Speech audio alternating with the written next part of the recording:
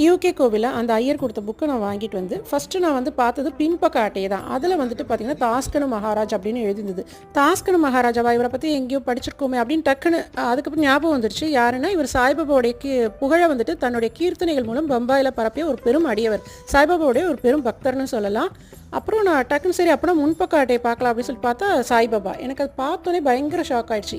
ஏன்னா நான் வந்துட்டு ஒவ்வொரு வாரமும் தேர்ஸ்டே அன்னைக்கு சாய் சரிதத்தை படிச்சுட்ருக்கேன். அதாவது சாய்பாபாவுடைய கதைகளை படிச்சுட்ருக்கேன். இது 2020 இப்போ வர கண்டினியூஸாக போய்கிட்டு இருக்குது.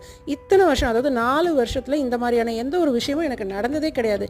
முதல்ல இப்போ தான் அந்த யூகே கோவிலுக்கே நான் போகிறேன், யூகே கோவிலுக்கு போகிறேன். அப்படி இருக்கும்போது அந்த கோவிலில் அந்த ஐயர் கையால் இந்த புக்கு எனக்கு கிடச்சிருக்கு அப்படின்னா அப்போ அது எவ்வளோ பெரிய விஷயம்னு யோசிச்சு பாருங்களேன். எனக்கு அதை பார்த்தோன்னே இப்போ வரையுமே அதை நினச்சி எனக்கு அவ்வளோ ஆச்சரியமாகவும் சந்தோஷமாகவும் இருக்குங்க. எல்லாம் அவன் செயல், அவ்வளோதாங்க.